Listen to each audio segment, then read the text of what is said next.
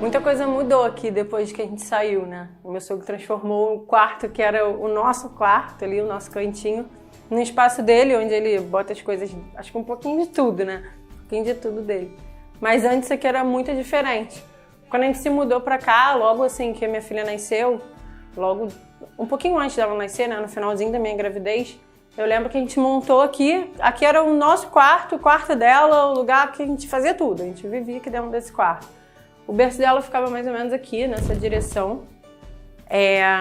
Nesse quadro aqui, nesse painel, que seria um painel para televisão, era onde a gente pendurava as coisinhas dela.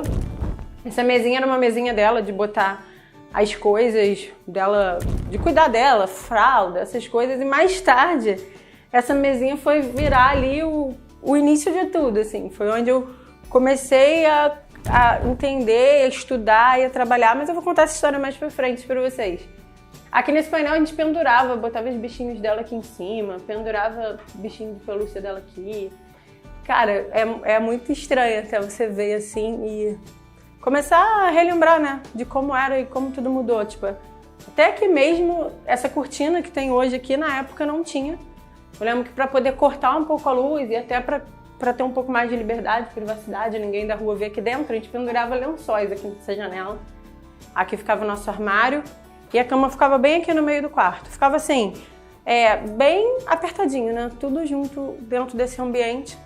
E não foi uma época muito fácil, assim. Quando eu chego aqui, assim, pra lembrar, eu começo a lembrar que não foi uma época muito fácil, porque primeiro que eu saí do meu ambiente, da minha casa, da minha rotina, para vir para um lugar que não era o meu lugar, com coisas que não eram as minhas coisas, para conviver, assim, apesar de já namorar muito tempo, de já conviver com meu sogro há muito tempo, e ele ser uma pessoa muito carinhosa com a gente, comigo principalmente, me tratar muito bem, não era, assim, a minha família, né, o meu lugar.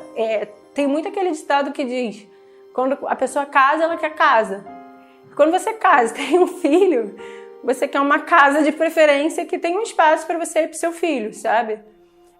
Eu acredito que a gente tenha sido até muito feliz aqui e eu sou muito grata por ter tido um lugar para ter vindo, mas eu nunca consegui me sentir assim no meu lugar, sabe? Num lugar que eu sabia que não era o lugar que era o meu, me sentir em casa, poder fazer o que eu quero, ter a minha liberdade de espaço, a liberdade de fazer o que eu quisesse fazer. Eles tinham o quarto deles, eu o meu, então não tinha muito problema. E a gente sempre, desde o dia que eles foram morar comigo lá, então sempre foi tudo tranquilo, nunca tivemos problema de briga, discussão, nada, entendeu?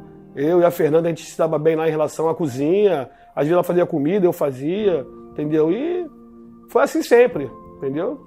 Me lembro até o dia que ela saiu para ir ganhar o bebê. Eu fui lá para a porta, vendo ela sair no carro para ir para o hospital ganhar o bebê. Fiquei tão feliz, muito feliz mesmo.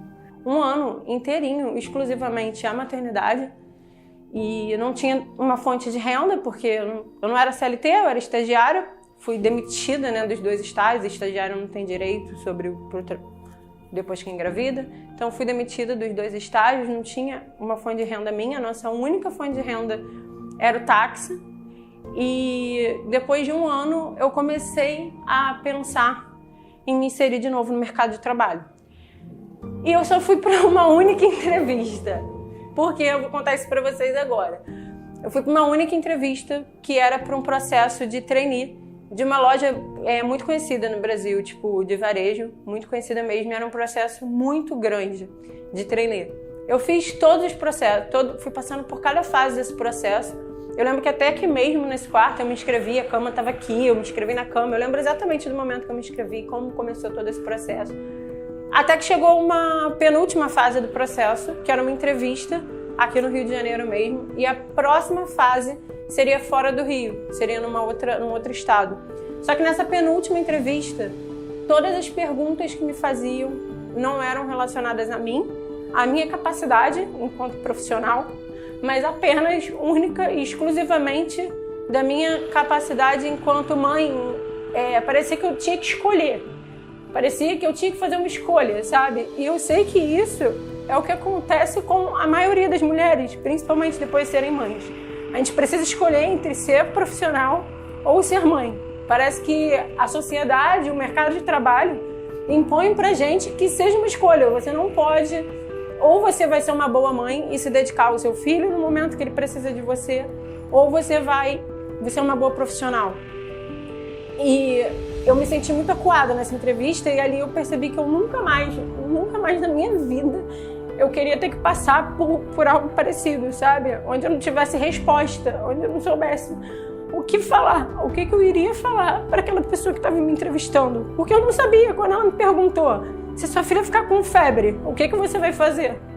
Eu ia faltar ao trabalho, isso era óbvio. A minha filha está com febre, minha filha está doente. Como que eu vou escolher entre uma coisa ou outra? E ali eu decidi que eu não queria mais passar por isso. E juntou com um outro episódio que eu não costumo muito falar, mas vou contar também. Que foi logo assim, semanas depois, a gente tinha uma festa na minha família, enfim. Eu fiz uma sopa de ervilha aqui em casa e o Deco comeu a sopa de ervilha que eu iria levar pra festa no dia seguinte. E aí eu falei pra ele, beleza, você comeu, amanhã de manhã compra outra ervilha que eu faço a sopa antes de levar pra festa. Só que de manhã, quando eu acordei ele pra comprar a ervilha, ele não queria acordar naquela hora. E aí a gente acabou discutindo e eu não tinha os R$5 do saco de ervilha pra eu sair e comprar o saco de ervilha. E aí no meio dessa discussão que ele não queria comprar pra mim naquela hora, eu me senti assim, extremamente dependente. Nesse dia eu entendi que eu não tinha R$5, eu precisava de R$5 do meu marido pra poder comprar um saco de ervilha. E a partir dessa discussão foi o momento em que eu decidi que eu precisava fazer alguma coisa, que eu precisava tomar alguma atitude para não precisar mais me submeter a uma dependência do meu marido, a uma dependência de alguém que está me contratando para eu poder trabalhar para alguém, para eu ter que dar satisfação para alguém sobre o meu horário, sobre o que eu faço, sobre o que eu deixo de fazer. Eu achei legal, né? Que, eu sempre falei que a mulher tem que ser independente, sempre trabalhar, correr atrás, ter o seu salário, o seu dinheiro, não depender de homem nenhum, de ninguém para poder ficar bancando, poder comprar uma coisa ou outra. E para mim foi legal, entendeu? O Deco mal bem já trabalhava também. A preocupação só era a Manu, né? Com quem a Manu ia ficar. E na verdade quem cria são os pais, né? Eu era só avô.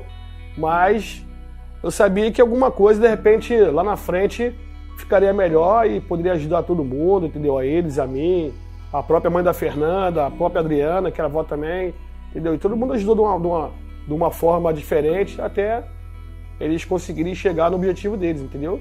Aí eu conversei com uma prima minha, que é médica, no mesmo dia. Foi no mesmo dia do saco de ervilha, eu conversei com ela. Na época, ninguém fazia muito isso, assim, né? Ninguém trabalhava com redes sociais, com produção de conteúdo, já tem alguns anos. E aí eu comecei a trabalhar com isso voltado para ela. Eu comecei a conhecer o mercado digital, porque era a única coisa que eu sabia fazer. A única coisa que eu sabia fazer, que eu tinha aprendido com comunicação, era criar. Então eu comecei a criar conteúdo para ela e ali dela foram surgindo outras pessoas, amigos dela viam, gostavam e aí eu comecei a ter os meus primeiros clientes ali. Aí consegui ter uma renda, começar a ajudar aqui em casa. Comecei a conhecer e entender o que existia, né, para além do mercado digital ali também, não só dentro da produção de conteúdo, mas todas as outras possibilidades que existiam no mercado. E consegui ajudar para a gente conseguir sair daqui. Foi nesse momento assim que eu já estava ali há mais ou menos alguns meses trabalhando com isso, que eu consegui ter uma renda fixa, um número de clientes legais para chegar e conseguir ajudar em casa para a gente ir para o nosso primeiro lugar, para o nosso primeiro cantinho. Eu acreditei muito quando a Fernanda falou um dia assim para mim, olha, chamei ele para vir trabalhar comigo e quero que ele comece. Eu peguei e falei para ela assim, pois vai dar certo, porque ele é muito inteligente, ele é um menino inteligente demais. E junto com você, vocês vão dar certo. O serviço de direito eu não sei o que é, mas eu sei que era na internet que ela trabalha, o trabalho deles. Também foram várias fases. Na época que ele começou a trabalhar comigo, a gente começou a gente ir, porque tinha um número ali de clientes, mas ainda não era o suficiente para pagar as nossas contas, ponto. Talvez não sobrasse muito, sabe?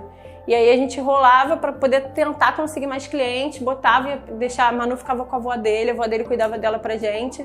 E a gente ia pra rua, ia pra Zona Sul aqui do Rio de Janeiro, ia pra Ipanema, Copacabana, andava quilômetros, tipo assim, 3, 4 quilômetros por dia, entrando de loja em loja, para poder tentar conseguir cliente. A gente entrava, sei lá, em 50 lojas, recebia 49 não e uma pessoa que ouvia a gente. E nem sempre essa pessoa fechava. Então, bota aí que em uma semana, se a gente entrasse, sei lá, em 100 lojas, a gente fechava 1 ou 2 clientes. E foi assim até a gente entender e conhecer o mercado de produtos digitais. Um mercado que começou a abrir os nossos olhos para uma outra vertente. Um mercado que a gente conseguiu ver escalabilidade, ver poder de crescimento, ver de fato a nossa vida sendo transformada e começando a mudar. Eu ficava muito feliz de ajudar ela. Ficar com a menina para eles trabalhar e cuidar dela até levar ela para a escola. Uma hora ela entrava na escola, às 5 da tarde eu pegava ela na escola, a gente voltava brincando, às vezes ia na pracinha, às vezes ficava brincando lá num banco, brincando em volta do prédio. Isso para mim era tudo de bom.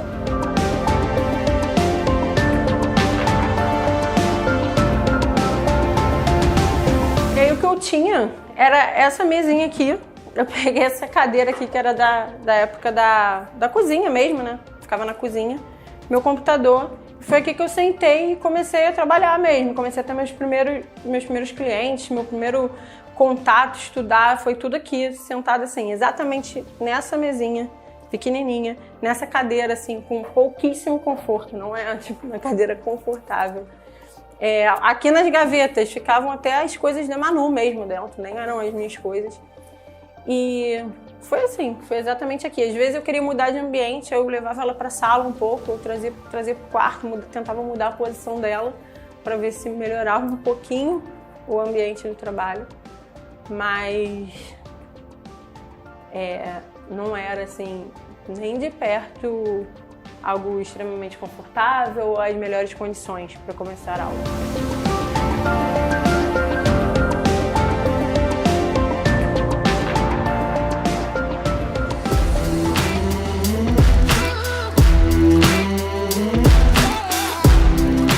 E aqui foi o nosso primeiro cantinho. Um apartamento não muito grande, ali de mais ou menos 50 metros quadrados, onde a gente começou a estudar, a se dedicar dentro do nosso quartinho. O apartamento ficava lá nos fundos desse prédio. E a gente dentro do nosso quarto mesmo montou um escritório, uma mesa para nós dois, para a gente começar a estudar, a trabalhar, a se dedicar e construir o nosso futuro, né? Que hoje é o nosso presente. E eu vou te mostrar essa transformação. Meu motorista está vindo, agora não mais de táxi, a gente tem um carro mais legal, um carro melhor, e eu vou mostrar essa transformação para vocês.